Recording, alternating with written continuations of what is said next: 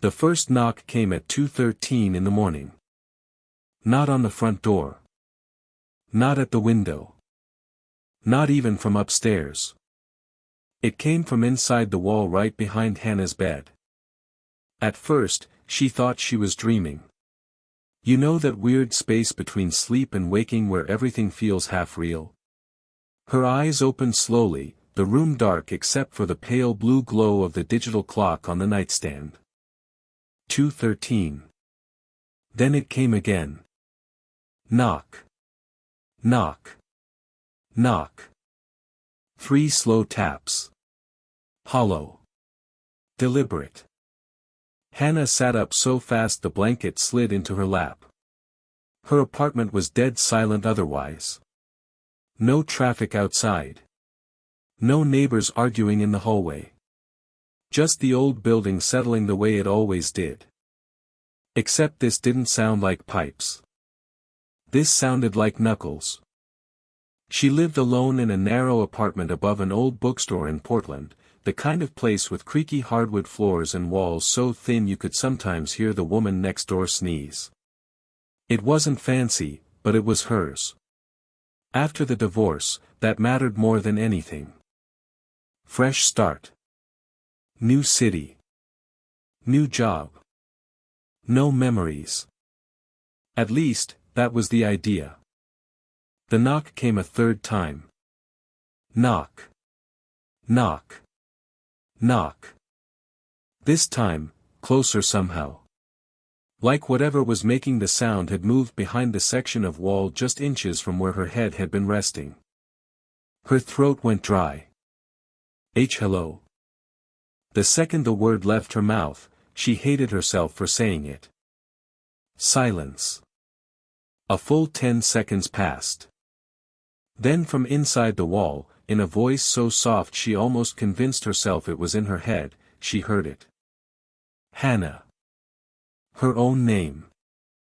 She froze so completely it felt like her blood stopped moving. The voice was low. Scratchy. Almost like someone whispering through paper and dust. Hannah. She bolted out of bed, stumbled across the room, and flipped on every light she could reach. The warm yellow lamps filled the apartment, making it all feel smaller, safer. The brick wall behind the bed looked exactly the same as it always had. Painted white. Hairline cracks in the corners. Nothing strange. Nothing human. Her breathing came fast and shallow as she backed toward the kitchen, phone already in her hand. She called the super first. No answer. Then she called her younger brother, Mason, back in Seattle. He picked up on the third ring, half asleep. Han. What happened? She told him everything in one breath, every knock, every syllable of her name. There was a long pause. Then he gave the answer she already knew people would give. Old building, he muttered. Pipes. Maybe one of the neighbors messing around. Hearing my name, she whispered. Another silence. You've been under a lot of stress. There it was. The thing she hated. The doubt. Ever since the divorce, people had started saying things gently around her, like she might break. Her ex-husband leaving had cracked something deep, something she still hadn't fully repaired. Sleepless nights. Anxiety. Moments where every noise felt louder than it should. But this? This was different. She knew what she heard. The next morning, Hannah tried to laugh it off at work. She managed social media for a local coffee chain, a job that mostly meant filming latte art and pretending hashtags mattered. Her coworker Jess noticed the dark circles under her eyes immediately. Girl, you look haunted. Hannah forced a smile. Don't say that. Jess laughed, but when Hannah told her what happened, even as a joke, the smile faded. Old houses are weird, Jess said. My grandma swore she heard singing in her vents. Did it know her name? Jess didn't answer that. By the time Hannah got home that night, the silence in the apartment felt heavier than usual. She stood in the hallway outside her door for a full minute, keys in hand, staring at the chipped paint. Don't be ridiculous, she told herself. It was just stress. Just exhaustion. Just a building making noises. Still, when she stepped inside, she kept every light on. Midnight came. Then 1. Then 2. She lay in bed staring at the ceiling, every muscle tense. Nothing. A shaky laugh escaped her. See? Nothing. Then. Knock. Knock. Only 2 this time. From the wall beside the closet. Hannah's breath caught. Slowly, carefully, she turned her head. And then the voice came again. Closer than before. Not behind the bed. Not across the room. Right beside her. Hannah, open it. Her eyes snapped to the closet door. Because the knocking wasn't in the wall anymore. It was coming from inside the closet. And she knew, with a sick certainty that made her stomach drop, that she had left that closet door open before bed. Now it was closed. Hannah didn't move. She couldn't. Her whole body locked in place as she stared at the closet door across the room, the white wood glowing faintly in the lamplight. It was definitely closed. She knew it. Before getting into bed, she had stood there choosing a sweatshirt for work. She remembered leaving the door cracked open, one hanger sticking halfway out. Now it was shut tight. The knock came again. 2 slow taps. From inside. Knock. Knock. Hannah, open it. That same dry whisper. Thin and raspy, like a voice dragged over broken glass. Her chest tightened so hard it hurt. Every instinct screamed at her to run, but the apartment suddenly felt too small, too boxed in. The front door was across the living room, past the closet. To get out, she'd have to walk right by it. So she did the only thing panic let her do. She grabbed her phone and dialed 911. Her voice shook so badly the dispatcher kept asking her to repeat herself. "There's someone in my apartment," Hannah whispered. "I think they're in the closet." The dispatcher told her officers were on the way and asked if she could safely leave. Hannah's eyes never left the door. No. Another knock. Louder. The police arrived in 6 minutes that felt like an hour. 2 officers swept the apartment, checked the locks, the windows, under the bed, every cabinet, every inch of the closet. Nothing. No one. The closet was empty except for clothes, shoes, and an old cardboard box of books she still hadn't unpacked. One of the officers, a woman in her 40s with tired eyes, tried to be kind. "These old walls can play tricks on sound," she said. "Could be coming from another unit." "And the voice?" The officer hesitated. "Sometimes fear fills in the blanks." Fear fills in the blanks. Hannah repeated that line to herself the next day like it might magically make sense of what happened.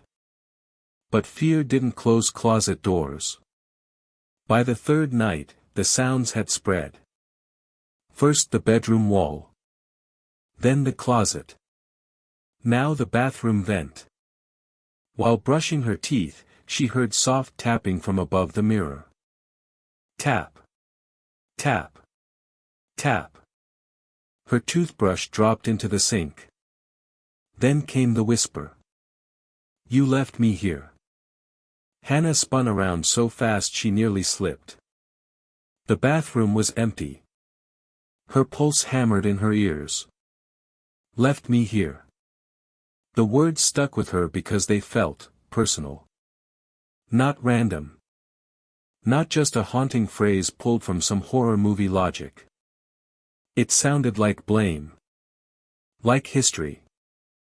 That night she called Mason again, this time more desperate than scared. I need you to tell me if I'm losing it. Han. No. Seriously. He went quiet. Then, carefully, he said, do you remember the summer at Grandma Ruth's house? The question hit her like cold water. The old house in northern Oregon. Endless woods. Dry heat. Cicadas screaming at sunset. She hadn't thought about that place in years. Why? Because when you were 12, Mason said slowly, you used to say someone was living in the walls there too. A chill crawled up her spine. No, I didn't. You did. Mom thought it was nightmares. Something flickered in Hannah's memory. Not a full image. Just a feeling. A hallway. Floral wallpaper. A scratching sound behind the plaster. A voice she never fully heard. She sat down hard on the couch. I don't remember any of that. I figured. Mason sighed. You blocked out a lot from that year after. He stopped himself too late. After Dad disappeared. The room went still. Their father had vanished when Hannah was 12. Walked out one afternoon and never came home. No note. No body. No explanation. A wound their family learned to live around. What does that have to do with this? She asked. Mason's voice lowered. Grandma used to say the house kept secrets. Hannah almost laughed, except something deep in her stomach twisted instead. That weekend, against every instinct telling her not to, Hannah drove out to Grandma Ruth's abandoned house. It had been empty for over a decade, tucked off a cracked rural road surrounded by towering fir trees. The place looked smaller now, sadder somehow. The porch sagged. Paint peeled from the siding. But the second she stepped inside, the smell hit her. Dust. Rotting wood. And something else. A smell like damp earth trapped in darkness. Her flashlight beam shook as she moved through the narrow hallway. Then she heard it. Knock. Knock. Knock. From behind the wall at the end of the hall. The exact same rhythm.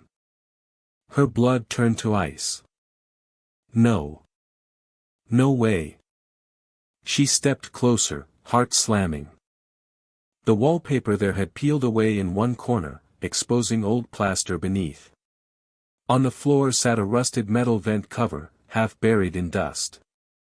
Like it had been removed. Slowly, trembling, Hannah crouched and lifted it. Behind it was a narrow crawlspace between the walls. And deep inside, barely visible in the flashlight beam, sat something small and faded. A cassette recorder.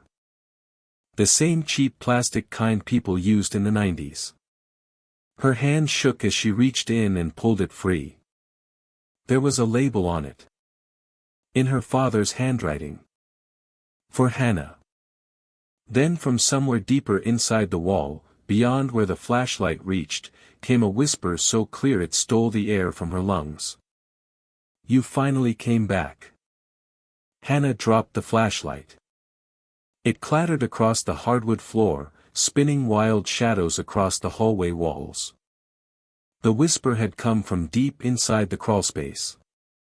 Not from the house. From inside the wall itself.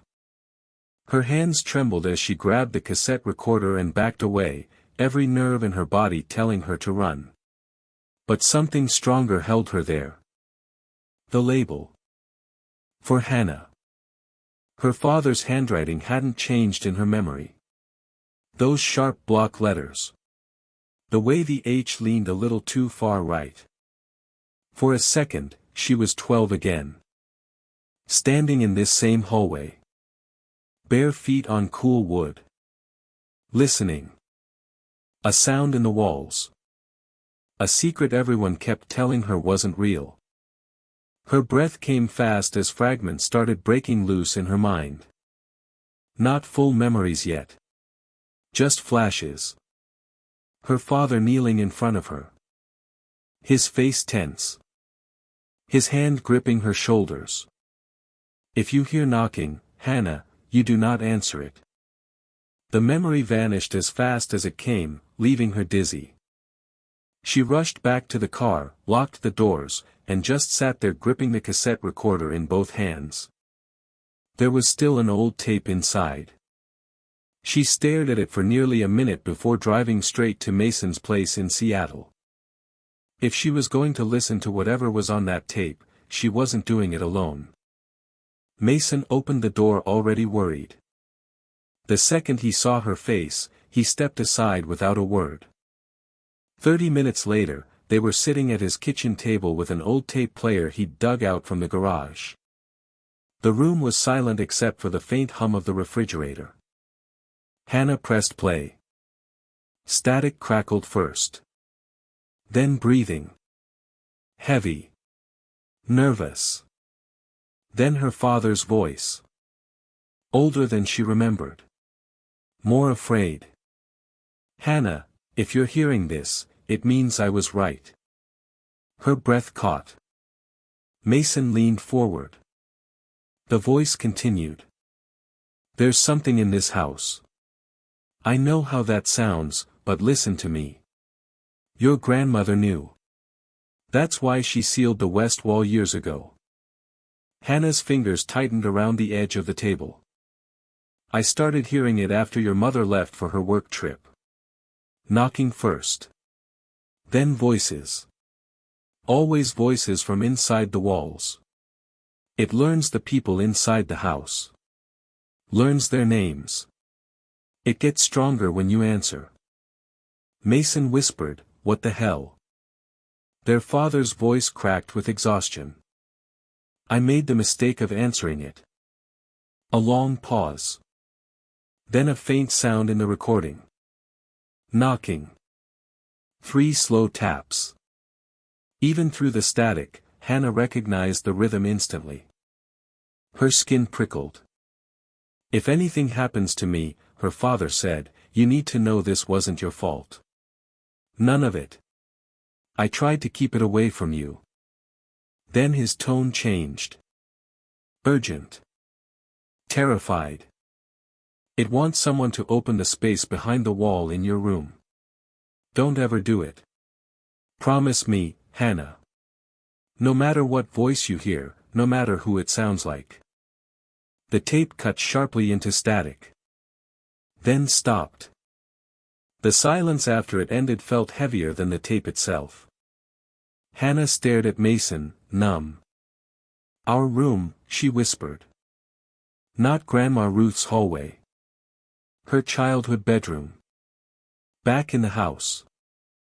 A memory hit her fully this time. So sharp it made her gasp. She was 12. Standing outside her bedroom while her father hammered boards across part of the wall behind her bed. She had asked him what he was doing. And he'd smiled too quickly. Fixing something broken. But now she remembered the sound coming from behind the drywall while he worked. Knocking. Trying to get out. Mason stood up so fast his chair scraped the floor. We're going back. The drive to Grandma Ruth's house felt endless. Rain started halfway there, drumming against the windshield like fingers. By the time they reached the house, night had fallen. The place looked wrong in the darkness. Like it had been waiting. Inside, Hannah led Mason straight to her old bedroom. The room was exactly as she remembered and yet not at all. Faded wallpaper with tiny blue flowers. A rusted bed frame still in the corner. And behind where the bed once sat. A section of wall patched with mismatched drywall. Her father's repair. The knocking started the second they stepped in. Violent now. Rapid. From behind the patched wall. Mason backed up. Nope. No way. But Hannah moved closer. The memory was complete now. The night her father disappeared. She had heard her own voice calling from inside the wall. A child's voice. Crying. Begging for help. And she had started peeling back the loose plaster with her fingers before her father pulled her away.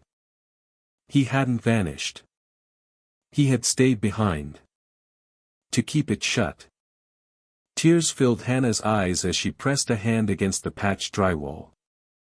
It was warm. From the other side came a whisper. Not her name this time. Her father's voice. Hannah, let me out. Mason grabbed her arm. Don't. Every cell in her body wanted to tear the wall open. To believe it. To save him. But the tape replayed in her mind. No matter what voice you hear. The knocking turned furious. The drywall cracked down the center. And something on the other side hit it hard enough to make the whole wall shudder. That's when Hannah saw it. Nailed into the trim near the floor. A tiny brass key. Hidden all these years. Not for the wall. For the locked basement door downstairs. And somehow, deep in her bones, she knew the real secret had never been inside the bedroom wall at all. It was underneath the house. The basement door was at the end of the kitchen hall. Hannah remembered it the second she saw it. A narrow wooden door painted the same dull cream as the walls, almost designed to disappear. As kids, they were never allowed near it. Grandma Ruth always kept it locked and said the foundation wasn't safe. Now Hannah knew that had never been the real reason. The brass key in her shaking hand felt heavier than it should. Behind them, the pounding from upstairs grew louder. The bedroom wall was taking hits so hard dust drifted down from the ceiling. Whatever was inside knew where they were going. Mason stood close behind her as she slid the key into the basement lock. For one awful second, it wouldn't turn. Then. Click. The door swung inward with a groan of swollen wood. A blast of cold, damp air hit them in the face. The smell was old stone, mildew, and something metallic underneath. Blood. Hannah's stomach turned. They descended the narrow stairs slowly, flashlight beams cutting through darkness thick with dust. At the bottom was a small unfinished basement lined with stone walls and exposed beams. And there, directly beneath Hannah's old bedroom, stood a second wall. Not part of the foundation. A newer wall. Brick. Sealed by hand. Her father's work. Across the center, written in faded black paint, were 3 words. Do not listen. The pounding upstairs stopped. Total silence. Then came the whisper. From behind the brick. So close it sounded like someone breathing against Hannah's ear. Hannah, please. Her father's voice again. Broken. Weak. Mason stepped back. This thing knows exactly what to say. But Hannah wasn't looking at the words. She was looking at the floor. At the base of the brick wall, something thin protruded from the mortar line. Paper.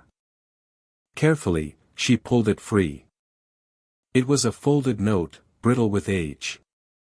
Her father's handwriting. The date at the top made her knees weaken. The day he disappeared. Hannah opened it. If you're reading this, it means the wall finally called you back. I need you to know the truth. There is no person trapped behind this wall. There never was. It takes voices. Memories. Grief. It becomes whatever pain you never finished carrying. It used your fear when you were 12. It's using mine now. The only way to end it is to open the wall and let it take the last thing it's holding on to. Me. Hannah's eyes blurred with tears. Below that, one final line. Do not let it leave this house. The whisper changed. No longer her father. Now it was her own voice. Panicked. Younger. Dad. Please help. Mason swore under his breath. The brick wall trembled. Hairline cracks raced across the mortar. It was breaking itself out. Hannah looked around wildly, searching for anything. Then she saw the old gas line running along the basement ceiling. Disconnected. Capped years ago. But the valve wheel was still there. A plan hit her all at once, terrible and final. Mason, she said, voice shaking, go upstairs. What? Now? His eyes widened as he understood. Absolutely not. If this gets out of this house, it follows voices. Homes. Families. Tears streamed down her face. Dad stayed to keep it here. I'm ending it. The wall behind them cracked with a sound like a gunshot. A voice screamed Hannah's name from inside the bricks. Not human anymore. Too many voices layered together. Mason grabbed her shoulders. Then we both end it. Together they wrenched the old gas valve open. The hiss filled the basement instantly. The whispering became frantic, enraged. The bricks bulged outward. A hand-shaped impression pushed through the mortar from the other side. Hannah ran for the stairs with Mason right behind her. At the top, she turned once more toward the darkness below. And for one split second, she saw it. Not a person. Not a ghost. A shifting mass pressed behind the broken brick, faces forming and melting in the dark plaster. Her father's face. Her own. Grandma Ruth's. Every voice it had ever stolen. Hannah struck the lighter. The flame trembled in her hand. The thing screamed her name. She dropped it. The explosion hit like the sky splitting open. Fire roared through the basement, blasting out windows, shaking the whole house off its frame. Hannah and Mason dove into the rain-soaked yard as the old house collapsed inward, flames swallowing decades of secrets in one violent breath. They lay there gasping, soaked in rain and ash, watching the fire consume the place. And for the first time since she was 12, the knocking stopped. Forever. 3 months later, Hannah was finally sleeping again. Real sleep. The kind where your body sinks and your mind lets go. No sudden jolts awake. No listening for taps in the dark. No fear of hearing her name whispered from vents or walls. She moved out of Portland after everything happened. Couldn't stay in the apartment after realizing the sounds had started only when the old house was scheduled for demolition. Like whatever had been trapped there had reached for the nearest familiar voice before the end.